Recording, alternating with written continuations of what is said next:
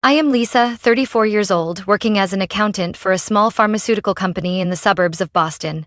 I have been married to Andrew for 6 years, and throughout all that time, I have never truly felt like I belonged in his family. From the first time I met my mother-in-law, Margaret, I sensed that something was off. It was the way her eyes scrutinized me from head to toe, the polite yet cold smile, and the sweet yet subtly sharp tone when she said, "Andrew, you didn't mention that Lisa went to community college." Then she turned to me, smiling as if giving a compliment. "Oh, how wonderful that someone can build a stable life without relying on prestige." I forced a smile. Back then, I thought, maybe she just needed time to warm up to me. I was wrong. Margaret had 2 daughters, Emily and Rachel. Both older than me, both the kind of women she took great pride in.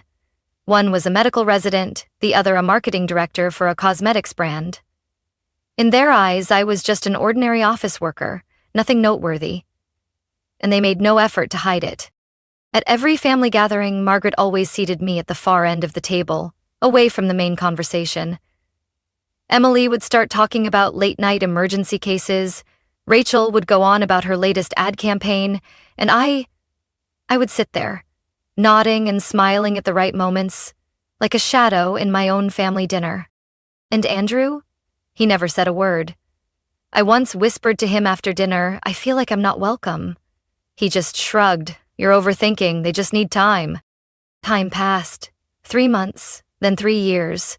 Nothing changed. Holidays, family trips. I was always the last to know, if I even knew at all. Once, they went on a week-long trip to Cape Cod without saying a word to me. When I asked Andrew, he casually replied, "I thought you were busy with work, so I didn't invite you." I remember sitting in the living room, watching Andrew text his mother openly, not even trying to hide it. I asked, "Have you ever thought about standing by my side?" He looked up, slightly surprised. "Why would I take sides? Everything's fine." Everything was fine, for him. He had his mother, his sisters, cozy dinners filled with laughter, while I sat alone in the kitchen or waited outside for the car because no one noticed when I left. Margaret remained the same. Her words always sounded like compliments, but beneath them lay veiled insults. "Lisa, that lipstick color is interesting, but as long as you feel confident, that's what matters." Or, "Wow, Andrew told me you're not much of a cook, but you've kept your husband for 6 years. That's impressive."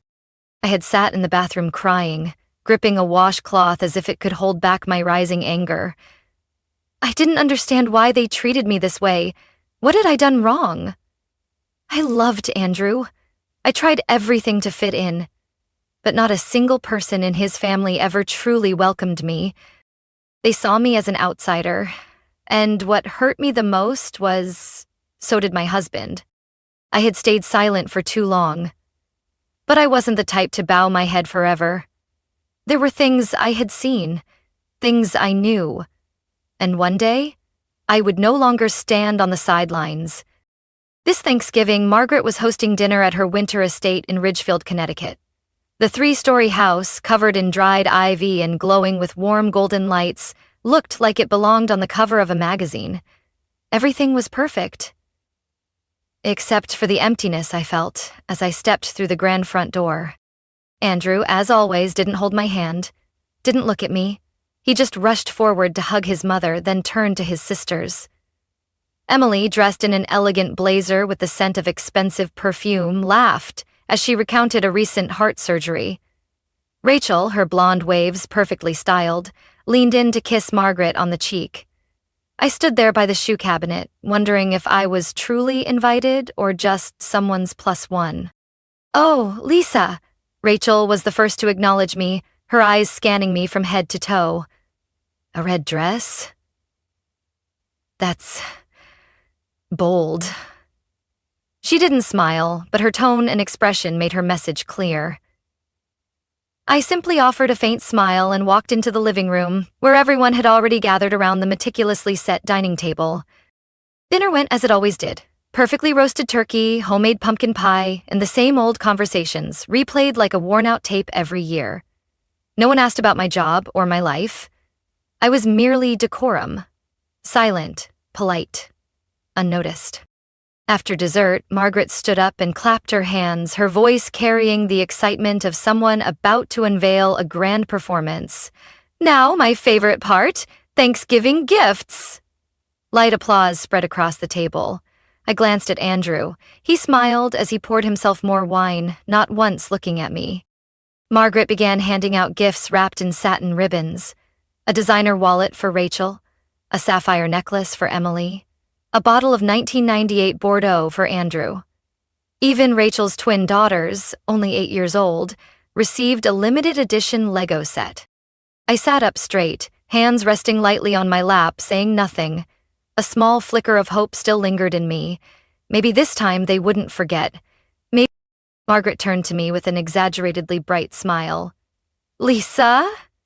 Oh dear, I think I forgot to get you something. Emily burst into laughter. Rachel shrugged. No big deal. Lisa understands, right? I didn't say a word. And what hurt me more than Margaret or my sisters-in-law was Andrew, throwing his head back in laughter as if it was the funniest joke of the night. Suddenly, everything became crystal clear. 6 years of patience, 6 years of trying to find a place in a family that never wanted me. How many chances had I wasted to stand up for myself? How many times had I belittled myself just to earn a fake smile? I set my wine glass down and looked straight at Margaret. It's okay, I said, my voice as light as a breeze. Actually, I didn't forget about all of you. Silence fell over the room as if someone had switched off the music. I calmly reached into my bag and pulled out a small box wrapped in brown paper and tied with a silver ribbon. Not luxurious, not flashy, but neat and deliberate. I placed it in front of Margaret. For you, I said, keeping my smile. A very special gift. I saw a flicker of suspicion cross her face. Margaret hesitated, touching the ribbon with her fingertips as if afraid of what might be inside. Rachel and Emily leaned in. Andrew furrowed his brows. Go ahead, I murmured. Margaret unwrapped the paper, lifted the lid, and as she saw the neatly stacked papers inside, bank statements, financial transaction reports, and a summary of assets, her smile disappeared instantly. Margaret's hands trembled slightly as she clutched the pages, her lips pressed into a tight line, her eyes filled with confusion and disbelief. I said nothing, merely pouring myself another glass of wine, savoring the thick silence blanketing the room. Rachel grabbed a handful of papers from her mother's hands and skimmed through them. Her expression changed almost immediately. Lisa! What is this? I looked up. My tone as casual as if I were discussing the weather.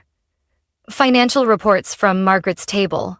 The event planning company my dear mother-in-law has been running for nearly 2 decades. Emily snatched another document, her gaze turning serious. These are bank statements, income summaries, and... Is this a tax return? Exactly, I nodded, a faint smile playing on my lips, with clear evidence that Margaret has been underreporting her revenue for at least the past 6 years. Some earnings weren't declared. Some expenses were inflated or completely fabricated. Margaret set her wine glass down, but her movement was so unsteady that a few drops spilled over. She turned to me, her voice hoarse. Where did you get these? I didn't have to look far, I replied, placing my glass down as I met her eyes. Just had to pay attention. A few numbers on the company's website didn't match the revenue reports. A few grand events were heavily promoted, yet missing from tax filings. And there were cash transactions. I know, because I saw them myself. Rachel inhaled sharply. Mom, is this true? Margaret didn't answer. She was too busy trying to mask the growing panic in her eyes. I tilted my head. And that's just the tip of the iceberg. I also found that the parent company received a grant from the city, supposedly for post-pandemic recovery, but that money never appeared in the financial statements. You reported it as payroll expenses, yet the only full-time employee left is your personal assistant. Andrew finally spoke, his voice unsteady. Lisa, Why would you do this? I turned to him, my gaze calm. You want to know why? For 6 years, I've been invisible in this family, left out of every conversation, every plan, every ounce of affection. I never reacted, not once. But do you know what finally woke me up, Andrew? It was tonight, when the whole table laughed because I had no gift, and you laughed along with them. Emily spoke, this time without mockery. And how long have you been investigating this? Almost a year, I replied. At first, it was just curiosity, but the more I looked, the clearer everything became. Margaret started flipping through the remaining pages in a frantic attempt to find some loophole to refute it all, but the more she turned, the paler she became. There were bank transfers from the company into her personal accounts, there were falsified receipts, there were invalid tax deductions. Rachel took a step back. Mom, you told me you couldn't help when I needed a loan to fix my house. You said the company was struggling. Emily frowned. And you told me you couldn't co-sign my daughter's tuition loan because you couldn't afford it? No one was looking at me anymore. Every gaze was now locked onto Margaret, the woman who, just minutes ago, had played the devoted mother, now struggling to keep her composure. I folded my arms. I wasn't planning to report anything, at least, not yet. I just wanted to show everyone that if I'm going to be treated like I don't exist, then I can also make sure this family remembers me. In a way no one wants. Andrew stared at me as if he was seeing me for the first time. Do you really want to destroy my mother? I met his eyes, unblinking. No, Andrew. I'm just revealing the truth. She did this to herself. A moment later, Margaret exhaled sharply, her lips trembling. You can't do this. You'll bring my entire family down with me. I looked at her, my eyes unwavering. No one forced you to commit fraud. No one made you do anything wrong. And certainly, no one made you treat me like I was worthless. Rachel's voice came out hoarse, as if she had lost all her breath. Lisa, are you absolutely sure these documents are real? I nodded. Everything is sourced from the bank and the IRS. If you want to verify, you can call the accountant your mother's company used. I've already contacted them and kept a record of the call. Emily suddenly turned to Margaret, suspicion creeping into her eyes. Mom, you told me you couldn't help when I needed to put down a deposit on a new house. You said you didn't have a single cent to spare. Rachel flipped to another page, her frown deepening. This bank transfer here, it's from Dad's account? I nodded again, this time not looking at Margaret but at the man sitting at the head of the table. Henry, Margaret's husband, Andrew's father. He had barely spoken all evening. He was a quiet man, always in the background of every family event. But now, his face was gradually draining of color. No way, he murmured, reaching for one of the documents Rachel held. His eyes scanned the transaction details. Thousands of dollars withdrawn from his retirement account over the past 3 years, marked as operating fees, reinvestment, or worse, with no label at all. Margaret spoke, her voice sharp. Henry, you don't understand. It was just a temporary transfer. No, he cut her off, his voice quiet but firm. I never authorized this. I never knew. He stood up from his chair, gripping the papers tightly, his face white as a sheet. How much of this is real, Margaret? How much did you take? What did you do with the money? Margaret's eyes darted around, her expression faltering. I did it for the family. I needed to keep the company afloat, to take care of the kids. Rachel let out a laugh, but there was no humor in it. You can't say you did this for us when you refused to help me when I was unemployed. You said you couldn't loan me money to fix my house, but here, she held up a document. You transferred tens of thousands into your personal account? Emily stepped next to Henry, her voice turning cold. And this? This came from Dad's retirement fund. You took the only financial safety net he had. Do you even realize how awful that is? Margaret suddenly shouted. Everything I did was to protect this family's reputation. You don't understand the pressure of maintaining our image, of making sure no one looks down on us. Henry pressed a hand to his forehead, his breathing growing labored. He clutched the edge of the table, his lips trembling. I immediately stepped forward. "Are you okay?" He didn't answer. His face turned red, then ashen. "Call an ambulance," I shouted. Rachel had already pulled out her phone, her hands shaking as she dialed. Emily grabbed their father's shoulders, guiding him back into his chair. Margaret stumbled back, her face pale. "Henry, no, don't do this." He gasped for air, clutching his chest, his eyes glazing over. I rushed to the front door, ready to guide the paramedics when they arrived. My mind raced with questions. Would he make it? What else had Margaret been hiding? And Andrew, would he still stand by her after everything? The sound of sirens filled the air minutes later. Paramedics rushed in, carrying a stretcher and medical equipment. Margaret screamed his name, but I noticed she didn't reach for him, didn't hold his hand, didn't whisper anything comforting. It was all just tears and cries, a clumsy performance in the play she had written. Andrew stood frozen in the doorway, his eyes locked on the chaos in front of him. I looked at him, but this time I wasn't waiting anymore. No explanation, no apology could erase what I had endured. Andrew reached out, barely brushing my hand. "Lisa, is this real?" I nodded, my voice barely above a whisper. "Too real." As the ambulance pulled away, the family stood in silence. Margaret collapsed into a chair, all her usual pride stripped away. Rachel and Emily didn't comfort her. Andrew said nothing.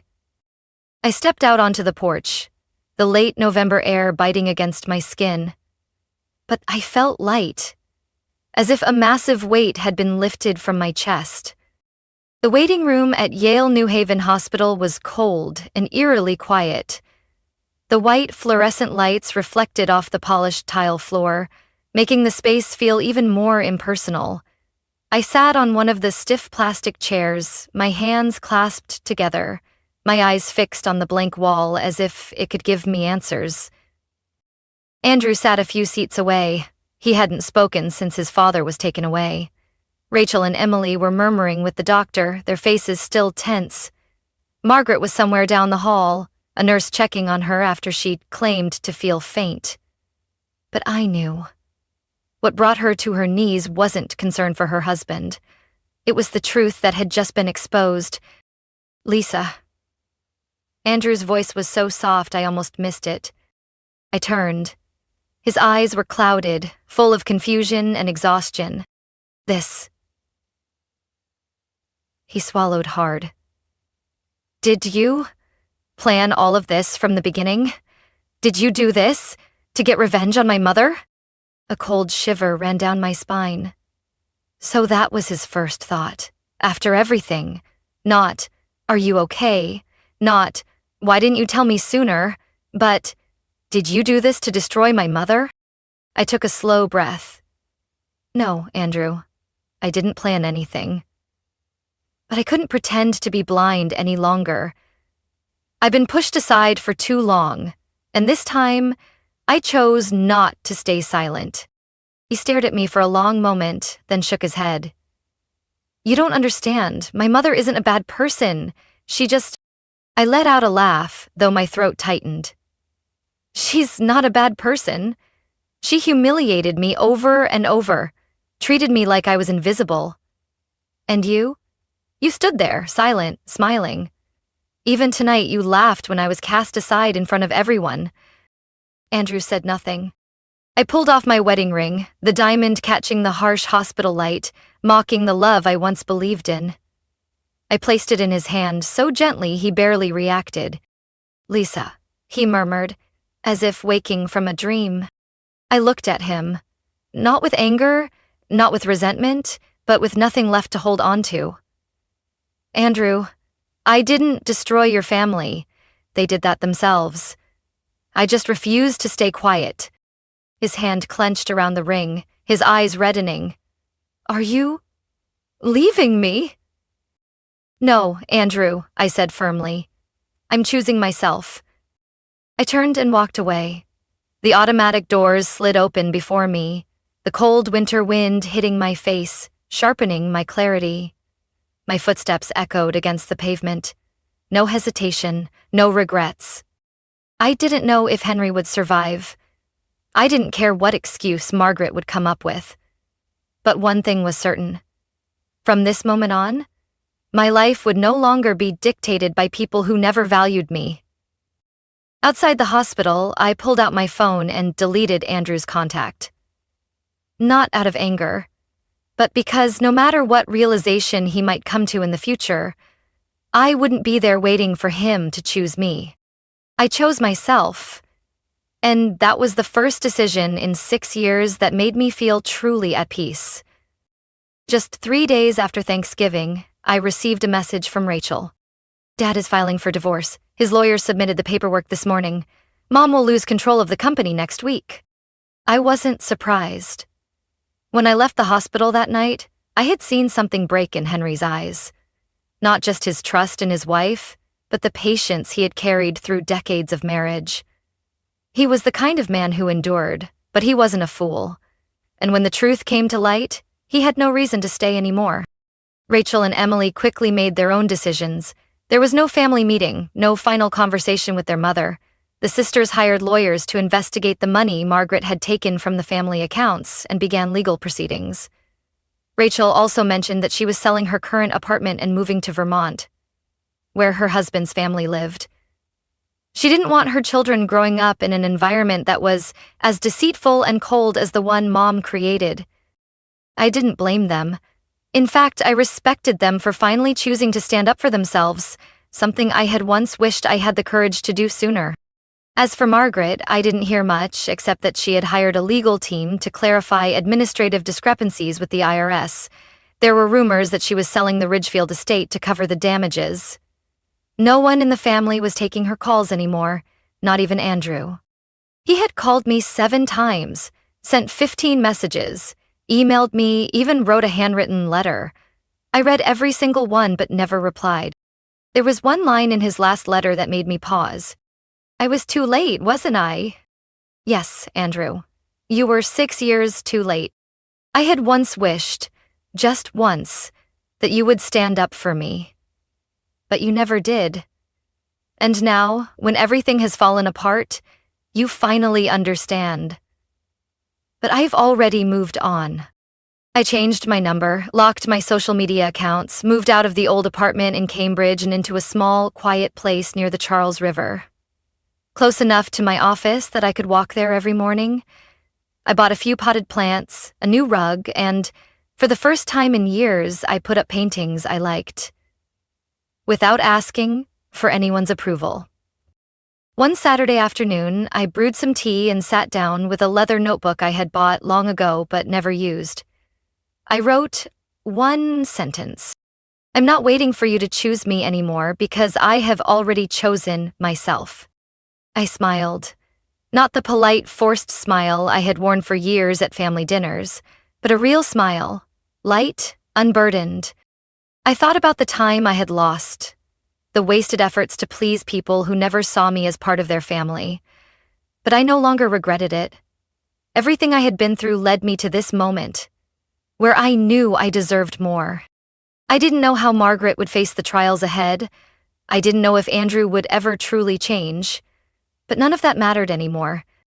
I had walked away from a house that had given me nothing but silence and loneliness for 6 years. I had left behind a wedding ring, a symbol of a marriage that was never fair, and I had stepped out of a shadow I never belonged to. Now I was no longer Lisa, the daughter-in-law who had to smile and stay silent. I was Lisa, the woman who knew her worth, knew when to leave, and dared to do it without regret. And if anyone ever asked me, was it worth it? I would answer with a smile brighter than any Thanksgiving gift, every single second. From my own story, I learned that silence isn't always kindness. Sometimes it's self-destruction. 6 years in a family that never accepted me taught me one thing. If you wait for others to give you value, you will always be forgotten. The most powerful choice I ever made wasn't leaving them, it was choosing myself. Because in this world, no one will stand up for you if you don't stand up for yourself. What do you think of Lisa's choice and how she stood up for herself? Share your thoughts in the comments below. Don't forget to follow the channel so you won't miss more emotional family stories and deep life lessons. They left me off the wedding guest list, but kept my name on the bill. Nearly $10,000. And not a single seat reserved. That's when I realized love without respect is just another transaction. My name is Penelope Harris. I own a small bakery in Asheville, North Carolina. It's not flashy, but it's honest. I've spent the last 7 years waking up at 4 a.m., mixing batter while the city sleeps, believing that if you give enough, especially to family, you'll always have a place at the table. But on one ordinary Friday afternoon, a Facebook post proved me wrong. I was on break, hands still dusted with powdered sugar, checking orders on my app when I somehow ended up scrolling through Facebook. And then I froze. Right at the top of my feed was a post from my younger sister, Samantha Harris. A photo of a wedding invitation. Ivory background with shimmering gold trim. Elegant cursive script displayed their names, Samantha and Noah. Below that, a self-satisfied caption read, "The countdown begins. Can't wait to share this sacred moment with all my dearest loved ones." As all my dearest loved ones. I read it 3 times. No text, no letter, no call, and absolutely no invitation sent to me. I tapped the photo, scrolling through the comments. Relatives, friends, even Sam's old co-workers were chiming in with congratulations. One wrote, "Wedding of the year." Another said, "So chic, must be a super exclusive guest list." My throat went dry. No, it couldn't be. Maybe it was a mistake. Maybe I missed something. After all, I was the one who signed the venue contract 6 months ago, fronted $5,000 for the deposit and transferred another $2,500 for the catering down payment when our parents hesitated. Sam even cried over the phone one night, saying, "I really want that Jenny U dress. I know it's pricey, but it's my big day, so I wired her another $1,800, no questions asked." So no, there was no way I wasn't invited. That made no sense. I messaged her, keeping the tone light. "Hey Sam, I just saw your wedding invite on Facebook. I was wondering if maybe mine got lost in the mail." I hit send, put my phone down, tried to focus on work, but my chest felt like a tangled string. 15 minutes passed, then 30. The sunlight faded into a muted gold, and customers trickled out with their end-of-day treats. But my phone stayed silent. No reply, no dots typing. I told myself maybe she was busy, maybe she was going to call, maybe I was overthinking. Until my phone buzzed at 8:42 p.m. Sender, Samantha. I opened the message. Short, crisp, unforgettable. Pen. "I hope you understand. We had to be very selective with the guest list. It's a minimal, elegant event. I just wanted everything to feel on BAM. Nothing personal. Still love you. Hope you'll be cheering us on from afar." My entire body went cold. Not on ban? Cheering from afar? I laughed. But it wasn't out of amusement. I hadn't just been excluded. I had been deliberately cut out of an event I nearly paid for. And the reason? I didn't fit the upscale, curated image my sister wanted to present. This was the same sister who used to fight me over the last egg in our grandmother's tiny kitchen, laughing as flour flew everywhere because we barely had enough for breakfast. And now? That same sister decided I didn't belong at the most important day of her life, a day I had funded to become possible. I don't remember how long I sat there after reading that message, but I remember one thing clearly. Whatever trust I had left in her, it tore apart that night. I turned the lights off early. I wasn't tired, just couldn't stomach the sight of my own reflection staring back at me. A 38-year-old woman, owner of a well-known downtown bakery, once featured in a local magazine for her handcrafted wedding cakes made with organic ingredients. Excluded by her own sister for not being the right vibe. I lay in bed that night, eyes wide open in the dark, every memory piercing like tiny needles under my skin. Sam wasn't always like this. There was a time she trailed me around our grandmother's kitchen, hands covered in flour, giggling when I dropped an egg. But things started changing when she got into business school in Boston. Family dinners stopped being about meatloaf and laughter. She started talking about branding, about aesthetic minimalism, about omni-channel marketing. And I, her older sister who dropped out of college to run a bakery that smelled like vanilla and sweat, became a shadow. I remember the first time I invited Sam to the shop after opening. I was 29, working 14-hour days to meet wedding orders, hands nicked and burned from baking. I proudly showed her the hand-built shelves, the pendant lights I wired myself. She looked around, nodded, and said something I'll never forget. Cute pen, just a bit handmade, you know? People expect premium experiences now. I forced a smile, hiding the cracks in my skin from scrubbing pans all night. From that day on, Sam rarely came back. Always said she was too busy, networking, building a professional profile on LinkedIn. I didn't push, because deep down, I knew what she thought of me. That what I did was temporary. No office, no white blouse, no badge on a lanyard. All I had was the smell of cinnamon and butter, a loyal staff, and a wedding cake order list booked out 2 months ahead. I still remember the family dinners when my parents would beam about Sam's promotion to strategy lead at some up-and-coming startup. They toasted, asked a million questions about her job. But when I told them my bakery had officially passed 6 figures in revenue after 5 years, just one sentence. "Oh, that's nice. Everyone likes sweets." That was it. They never asked how many years I had to wake up at 4 a.m. They never cared how many part-time employees I hired to support local college students. None of that was seen as meaningful, because to them, I didn't have a title. I thought I'd gotten used to it, but Sam's message last night felt like a knife reopening a wound that never truly healed. I had contributed nearly $10,000 to her wedding. No one forced me. I did it because I believed that, at the very least, on her big day, I'd be sitting in the front row, watching my little sister walk out in the dress I helped her choose.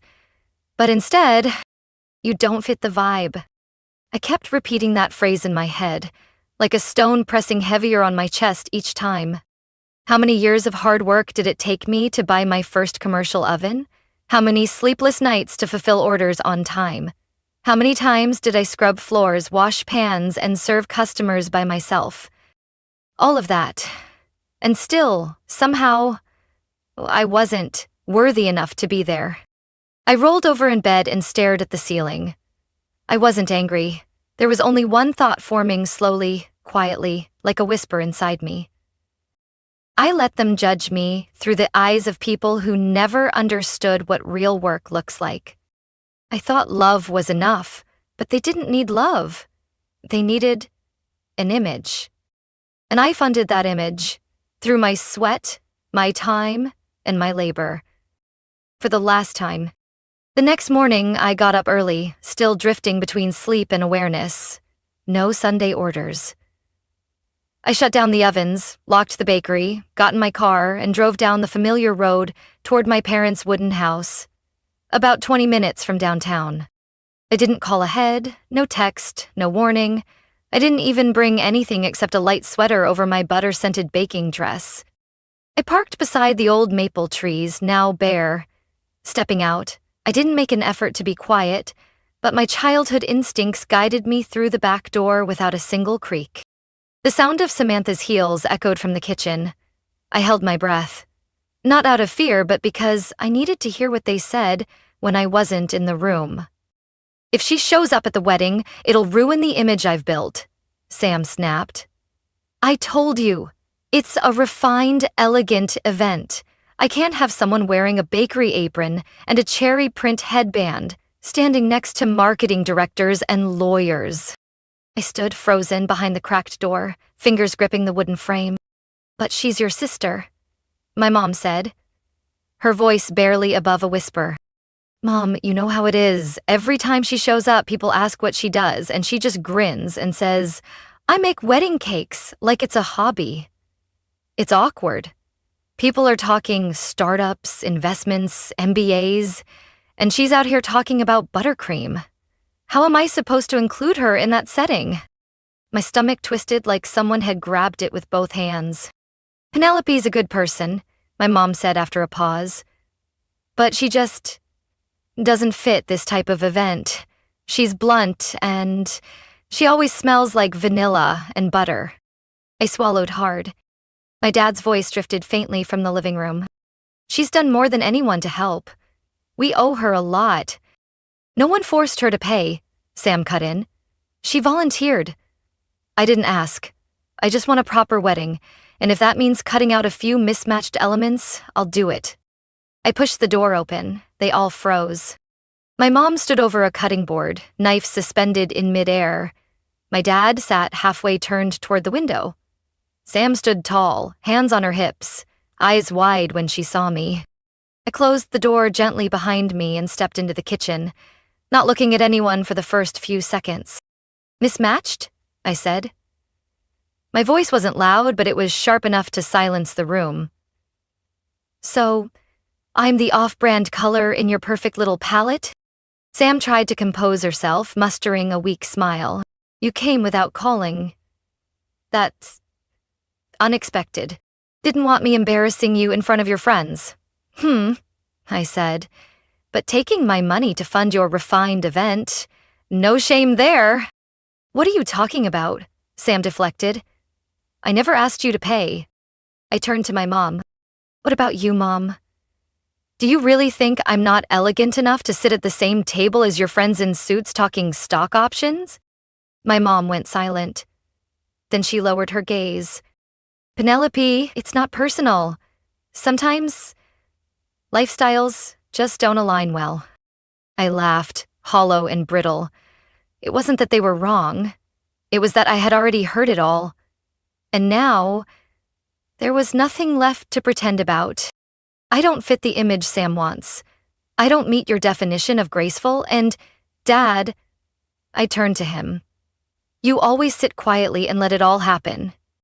He said nothing, only looked at me with a mix of sorrow and helplessness. I took a deep breath and pulled my car keys from my pocket. Well, I'm finally choosing to help myself. I'll stay away from a world I was never invited into. No one stopped me as I walked out the door, and in that moment, I realized I had never truly been accepted. It wasn't about being enough. I just didn't fit the version of family they'd built. I drove away from my parents' house with the window half down, letting the cold morning air slap my face awake.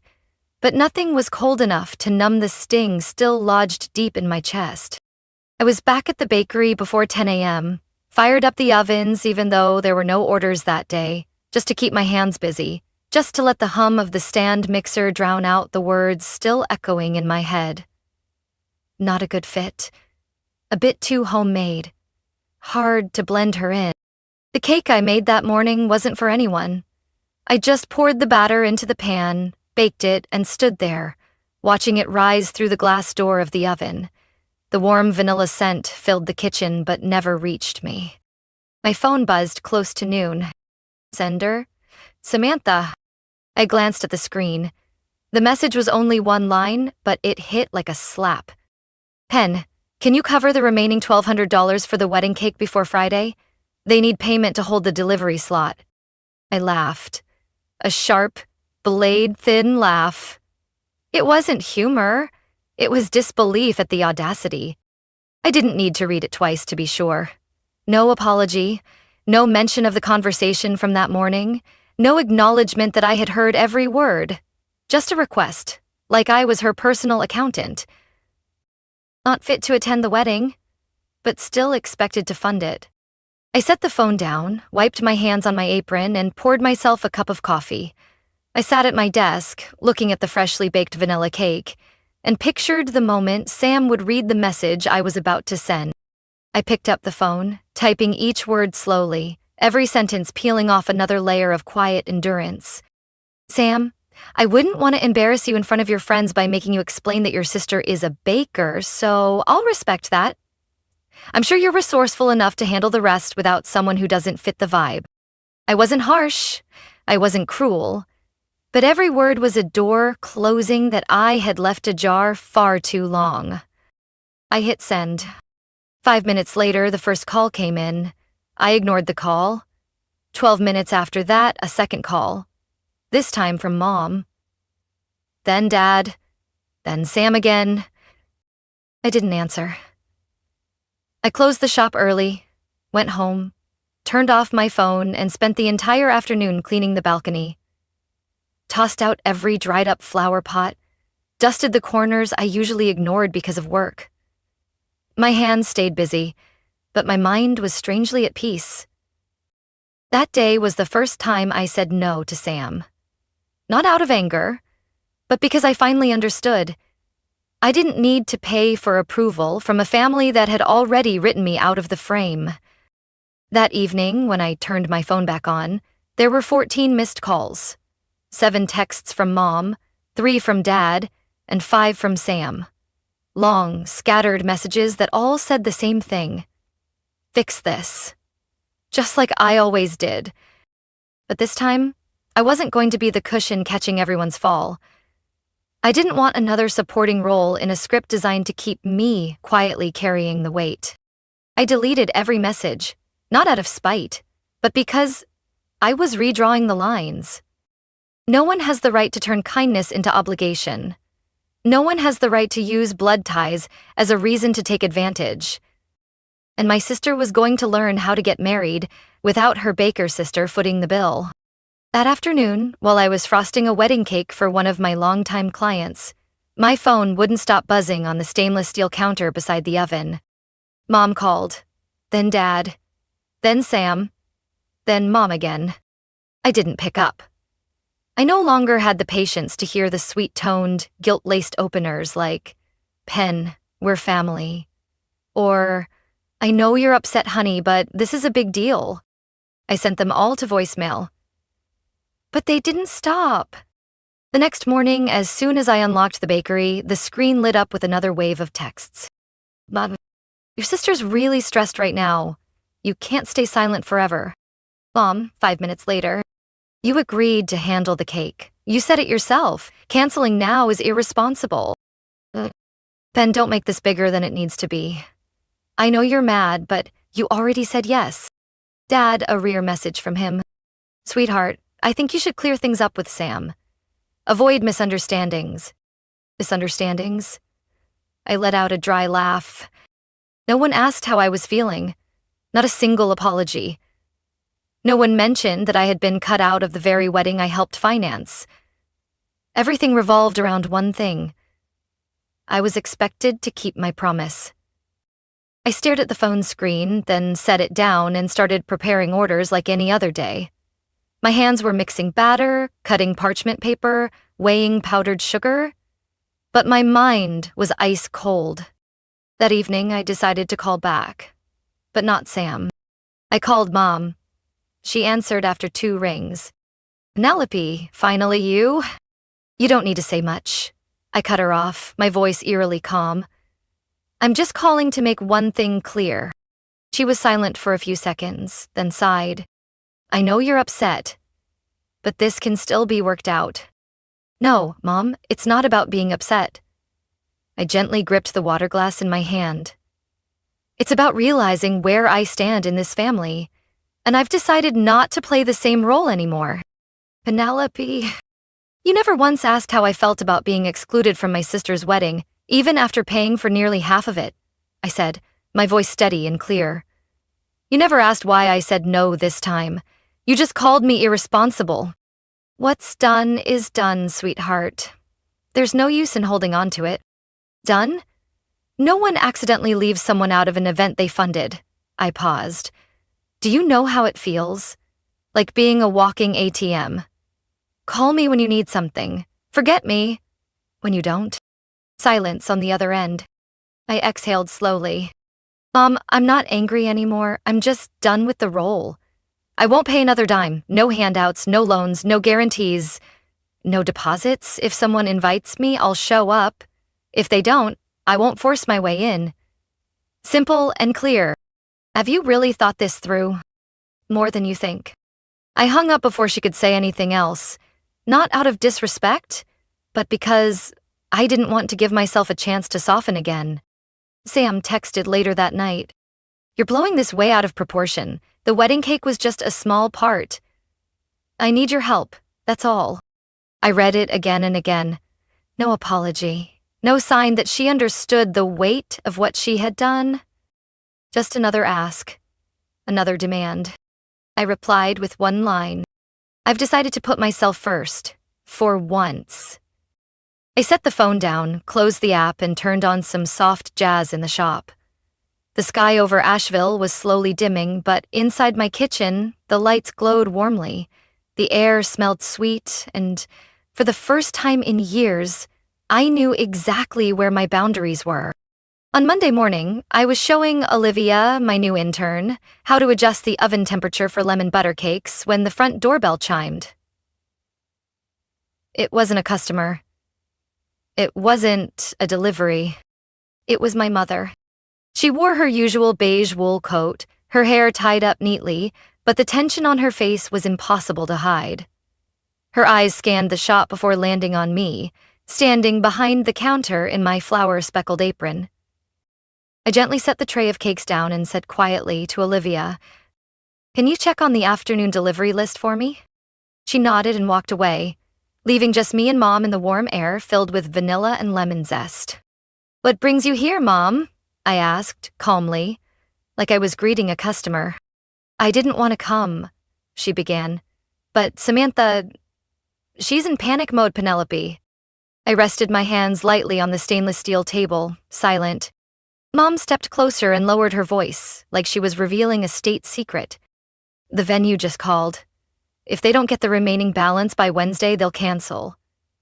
The wedding cake still isn't finalized. The florist hasn't been paid the deposit yet." I said nothing, letting her continue. "There are only 2 weeks left. Everything is unraveling. You know how long Samantha has planned this day. If no one helps, she'll lose everything. And everyone assumes that help will come from me," I replied flatly. Again, Mom hesitated.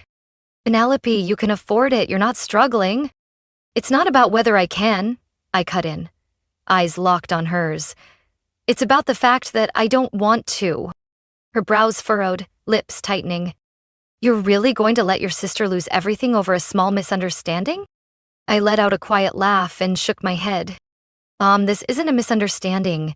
Samantha deliberately excluded me from the wedding. She knew exactly what she was doing. My own sister didn't consider me part of her special day, yet still expected me to help fund it. Strange, isn't it?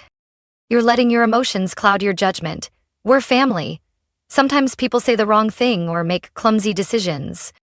You're calling being cut from the guest list, after I paid nearly half the wedding costs, a clumsy decision? I saw her flinch slightly, then tighten her grip on her purse strap.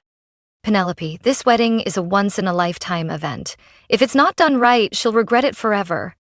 And she should have thought harder before curating her guest list," I said flatly, stepping toward the fridge and pulling out a tray of chilled mousse. "You said I wasn't the right fit to show up. So surely my money doesn't fit on the wedding cake invoice either. Don't be so cold." Mom's voice rose slightly. "You promised. You can't back out last minute." I set the mousse on the counter and looked her in the eye. "I didn't promise. I offered to help because I thought I was part of her joy. I'm not. And I'm no longer the backup wallet for selfish decisions.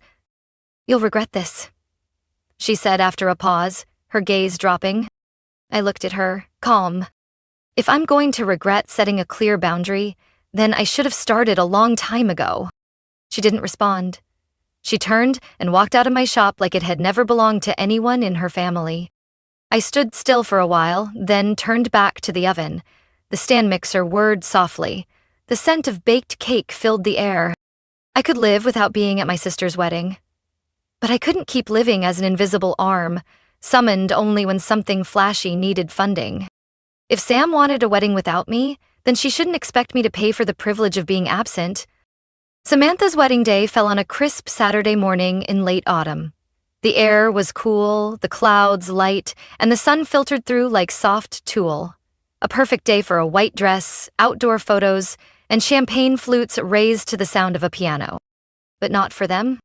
I was rearranging the strawberry tart display in the bakery when the phone rang. The number was familiar. Too familiar. I didn't answer. A few minutes later, a text popped up from Maddie, my cousin and one of Samantha's bridesmaids. "Pen, you won't believe this. They just got kicked out of the venue. Staff locked the doors right in front of the guests. The bride nearly fainted." I slowly set the tray down, washed my hands, and read the message again. Not because I didn't believe it, but because I wasn't surprised. I'd seen it coming. No one had paid the remaining venue balance. No white knight swooped in at the last minute. And clearly I wasn't the on-band guest meant to be present. At 12:18 p.m., Samantha called me. I picked up, not to comfort her, but because I wanted to hear her say it. "Penelope," she sobbed. "You must be thrilled right now, huh? You won. You just ruined my wedding." I pulled the phone slightly away from my ear and looked out the window, where the soft sunlight was casting reflections on the clean row of glassware. "You've got it wrong, Sam," I replied evenly. "I didn't ruin anything. You did. If you had just paid like you promised, none of this would have happened," she practically screamed. "You said you would. You told me I didn't belong at the wedding. So why was my money still welcome?" Silence on the other end. I continued, voice calm. "I didn't let you fail. You orchestrated everything and cut out the people who actually mattered to build a perfect day around people you thought were worthy. If that perfection collapsed over one missing payment, maybe it was never as solid as you believed." "You're seriously going to let me be humiliated like this?" Sam's voice cracked. "I didn't think you could be so cold." "You didn't think that because you're used to a sister who always opens her wallet for you. But I finally made a different choice, and you'll have to get used to that." I heard her sniffle, trying to say something more, but she hung up. About an hour later, Maddie texted again. The wedding had been moved to the backyard of a family friend on the groom's side. No live music, no towering cake. The flowers had been replaced with a few simple bundles, rushed together at the last minute. Guests who didn't get the message stood around confused, some leaving early. And Samantha? According to Maddie, she sat in the dressing room for nearly half the event.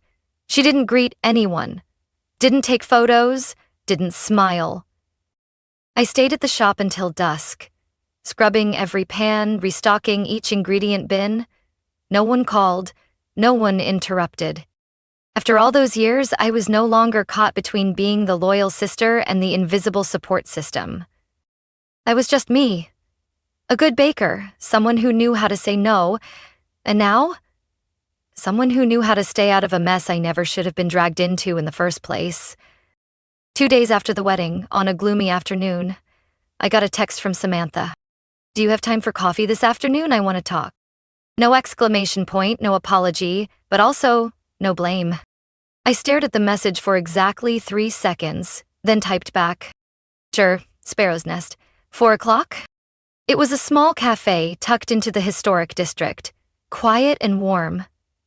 I didn't choose it out of familiarity, but because it didn't have private rooms or dark corners where anyone could launch into a performance. Everything happened under soft yellow lighting, with the gentle sound of spoons stirring coffee. I arrived on time.